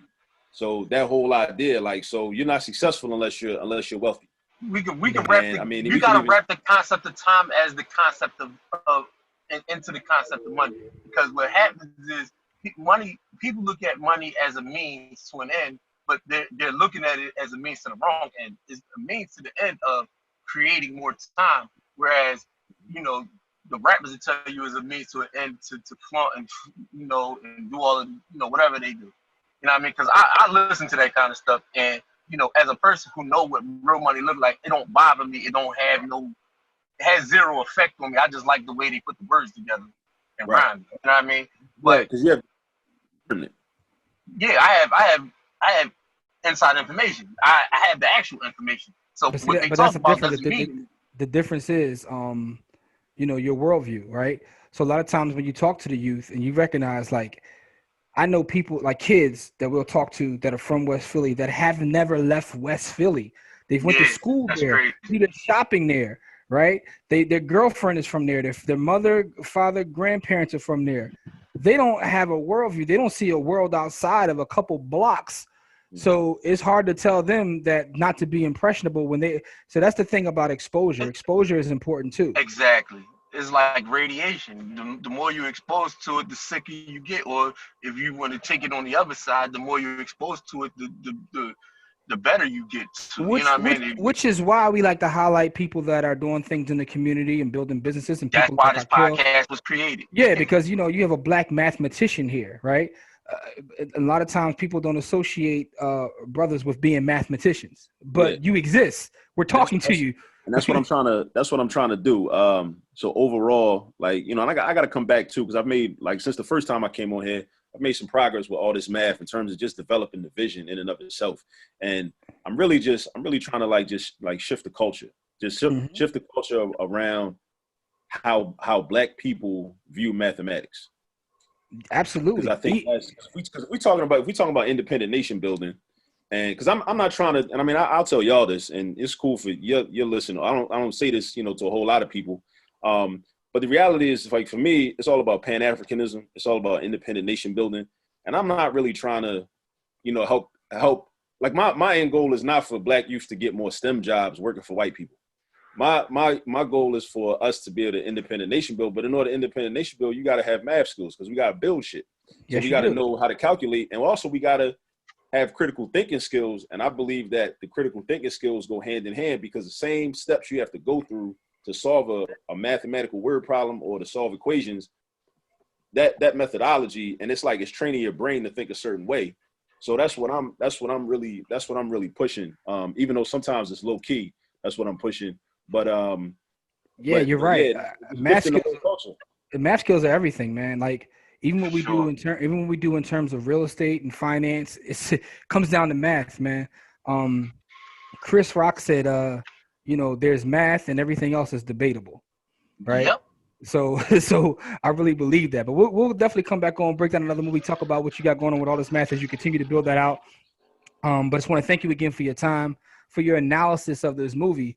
Because I hope that people take this and go watch the movie, but also watch other movies kind of with the same eye to see the parallels that are drawn between what's going on in the world. Like, you know, films sometimes can be just like books, right? It's just a different medium. But you can learn a lot from it as well. Right. We might have to create another show just for that, because we still want to expose people, but we want to bring you on once a month. Just to break down movie. That's a good idea. Once a month we'll do like a second show once a month where we just break down a movie, all right, and how it applies to every day. Like I said, we have a list of movies that we started with our students. Wall Street 2, we Trading Places, Boiler Room, Arbitrage is one. We gotta get Betting on Zero on there. Silicone Cowboys. We'll make a whole Akil. What we'll do is we'll create a whole list and we'll share it with you. And what we'll do is we'll do a once a month. We'll start to like drop these where we just bring you on and we'll break down you know, how it relates to culture, class, and society, like how these movies do that. We'll have a special episode every once in a while. We'll do that because there's a lot to talk about and there's a lot of parallels to be drawn and a lot of you know, to help people think about movies a different way as they watch the content. Just don't sit around and just like, you know, watch it, but understand actually what's going on. So we can do these joints live too, because we can bring in other, you know, we can get some other ideas, because instead of taping it and bringing it to the world. Yeah, that's cool. All right, matter of fact, let's talk offline about that. But Kill, I just want to say thank you for your time, brother. We appreciate, you know, your contribution to the community, to the culture. Yeah, because we see what you're doing, and you are very important. Like I said, as someone out there pushing math and critical thinking, you are appreciated, good brother. And we'll definitely, you know, do some further work with you in the future to, you know, kind of have these conversations, though. But Core, you know, we're getting ready to sign out. As we always say to our audience, it's not about how much money you make, it's about how much you keep. Game elevates, and we'll see you in the next episode. Peace.